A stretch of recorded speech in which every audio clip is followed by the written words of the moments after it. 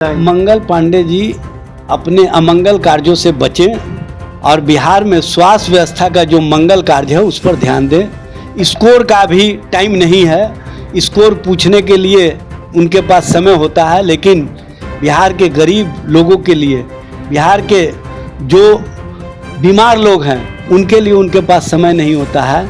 वो बीमार लोगों के लिए दवा की व्यवस्था कराएं, उनके लिए स्वास्थ्य की व्यवस्था बेहतर करें और जो तेजस्वी जी ने स्वास्थ्य व्यवस्था बेहतर किया था उस दिशा में कार्य करें ताकि उनके मंगल कार्यों को लोग याद रखें, वो अमंगल कार्यों से अपने आप को बचा कर रखें। नमस्कार, द न्यूज़ हब देख रहे हैं आप और आपके साथ मैं हूं विकास कुमार। देखिए, एक समय ऐसा लग रहा था कि तरारी, बेलागंज, इमामगंज और रामगढ़ में जो विधानसभा का उपचुनाव होने वाला है वो नहीं होगा, डायरेक्ट विधानसभा का चुनाव ही होगा, यानी 2025 में ही चुनाव होगा। लेकिन अब एक खबर है कि जल्द ही चुनाव आयोग इसकी अधिसूचना जारी करने वाली है और इन चारों सीटों पर उपचुनाव की खबर है। वहीं केंद्रीय मंत्री गिरिराज सिंह हिंदू स्वाभिमान यात्रा पर निकलने वाले हैं। इन्हीं सब मसलों पर हम बात करेंगे और बात करने के लिए हमारे साथ राजद के प्रदेश प्रवक्ता एजाज अहमद मौजूद हैं। सर, कैसे देखते हैं, चुनाव की खबर आ रही है कि चुनाव अब होगा, जल्द ही अधिसूचना आएगी। देखिए, उपचुनाव की अधिसूचना जब जारी हो जाएगी सब कुछ स्पष्ट हो जाएगा, लेकिन जिस तरह से नीतीश कुमार जी ने अपना तीर और अपना कमान फेंकने का काम किया है वो स्पष्ट संकेत है कि अब तीर से नीतीश कुमार को कहीं ना कहीं परहेज़ हो गया है। उनको लग रहा है कि तीर हमारे कमान से निकल चुका है, तो इस तरह का उन्होंने संकेत अपने कार्यकर्ता और नेता को दे दिया है। अब उनके कार्यकर्ता नेता उन संकेतों को समझ करके अपने अपने भाग्य और अपने अपने भविष्य का फैसला ले ले तो बेहतर रहेगा। जहाँ तक उपचुनाव का संबंध है, चारों सीटों पर तेजस्वी जी के नेतृत्व में इंडिया गठबंधन जीतने जा रही है। 3 सीटों पर राष्ट्रीय जनता दल, 1 सीट पर माले चुनाव लड़ेगी। 3 सीटों में हम इमामगंज, बेलागंज और रामगढ़ और तरारी में माले चुनाव लड़ेगी, चूँकि तरारी माले का सीट रहा। लेकिन एक बात मैं स्पष्ट रूप से कह देना चाहता हूँ, चारों सीट इंडिया गठबंधन का है, महागठबंधन का है, चारों सीट जीतने जा रहे हैं।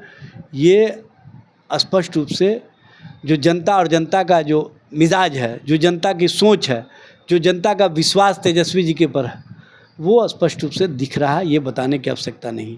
सर, आप कह रहे हैं नीतीश कुमार जी ने तीर फेंक दिया, लेकिन तीर तो छूट गया था उनसे गलती से। भाई, तीर इसमें भी सर कैसी राजनीति? नहीं, राजनीति नहीं है, ये कार्यकर्ता को संकेत उन्होंने दिया है कि हमारे हाथ में अब कमान नहीं है, तीर हमने छोड़ दिया है। अब तीर उनके हाथ से निकल गया है, चूँकि भारतीय जनता पार्टी और भारतीय जनता पार्टी के विचारों पर चलने वाले लोग उनकी पार्टी में भरे पड़े हुए हैं और नीतीश जी असमंजस की स्थिति में है। नीतीश के इर्द गिर्द जो लोग हैं, जो नीतीश जी के संबंध में प्रचारित स्वयं करवा रहे हैं कि नीतीश जी टायर्ड हो चुके हैं और रिटायर्ड पदाधिकारियों के साथ जिस तरह से सत्ता चलाया जा रहा है उसके कारण लोगों में जो बेचैनी है, लोगों में जो कहीं ना कहीं सरकार के प्रति अविश्वास है, वो नीतीश जी को भी समझ में आ गया। कौन कर रहा है प्रचार से? ये तो उनके ही पार्टी के लोग कर रहे हैं। उनके ही पार्टी के कौन लोग? जनता दल यू के अंदर अशोक चौधरी और अन्य नेताओं में जो जूतम पैजार की स्थिति है, जिस तरह से नीरज कुमार ने अशोक चौधरी को कहा था चैलेंज करके कि आप ठीक ढंग से रहिए नहीं तो ठीक कर देंगे। नीरज कुमार तो कह रहे हैं लालू जी भी बीमार है। भाई, नीरज कुमार क्या कहते हैं वो स्वयं स्वीकार कर रहे हैं। भाई, भी क्यों कहते हैं?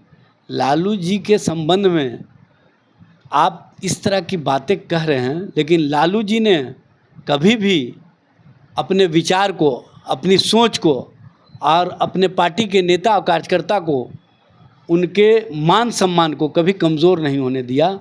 लेकिन नीतीश जी ने अपने विचार को भारतीय जनता पार्टी के सामने, अपनी सोच को भारतीय जनता पार्टी के सामने, अपने कार्यकर्ताओं के स्वाभिमान और सम्मान को भारतीय जनता पार्टी के सामने जिस तरह से नतमस्तक होकर के रखने का काम किया है, उसके कारण उनके खेमे में जो बेचैनी है, बौखलाहट है, वो स्पष्ट रूप से दिख रहा है। अच्छा, केंद्रीय मंत्री गिरिराज सिंह हिंदू स्वाभिमान यात्रा पर निकलने वाले हैं, कह रहे हैं हिंदू लोग अब सुरक्षित नहीं है, यात्रा पर जाना पड़ेगा। देखिए, गिरिराज सिंह के संबंध में सबसे पहले तो नरेंद्र मोदी जी को संज्ञान लेना चाहिए, क्योंकि उन्होंने भारत के संविधान का शपथ लिया है। भारत के संविधान में जब मंत्री शपथ लेते हैं तो वो कहते हैं बिना किसी राग के, बिना किसी द्वेष के हम सभी के लिए और सभी के साथ न्याय करेंगे, और देश की एकता अखंडता की रक्षा के लिए जो भारत के संविधान में व्यवस्था है, उस व्यवस्था के तहत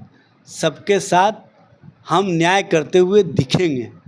अब न्याय करते हुए दिख रहे हैं कि नहीं दिख रहे हैं, ये उनके भाषा से भी समझा जा सकता है। वो जिस तरह की भाषा इस्तेमाल कर रहे हैं, जिस तरह का वो जहर समाज में फैला रहे हैं, जिस तरह से नफ़रत का माहौल खड़ा कर रहे हैं, वो कहीं ना कहीं भारत के संविधान के अंतर्गत लिए गए अपने ही शपथ को अपने ही मुंह से तोड़ने का काम कर रहे हैं।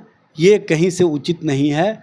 इस पर संज्ञान लेना चाहिए प्रधानमंत्री जी को, क्योंकि प्रधानमंत्री स्वयं कहते हैं सबका साथ, सबका विकास, सबका विश्वास, लेकिन उनके मंत्री क्या कहते हैं? सबका साथ, अपने पर विश्वास और अपनों के साथ, इससे ज़्यादा कुछ नहीं।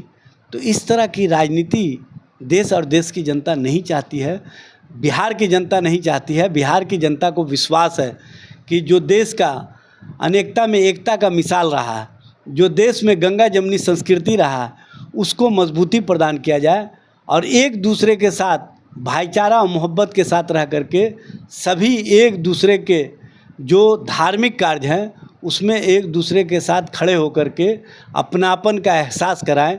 यही भारत का जो मूल चरित्र है, जो संस्कृति है, वो देश और देश के साथ साथ दुनिया भर में फैला है, और दुनिया भर के लोग भारत को इसीलिए पसंद करते हैं कि भारत में सभी धर्म, सभी जाति, सभी मज़हब के लोगों को उसके धार्मिक स्वतंत्रता के साथ साथ आपसी मेल मिलाप के साथ एक साथ चलने का जो सीख है वो दुनिया को भी देने का काम करता है। मंगल पांडे ने कहा है कि विपक्ष मुद्दा विहीन हो गया, इसीलिए छोटे राजकुमार एक बार फिर से कार्यकर्ताओं के बीच जाएंगे। मंगल पांडे जी अपने अमंगल कार्यों से बचें और बिहार में स्वास्थ्य व्यवस्था का जो मंगल कार्य है उस पर ध्यान दें।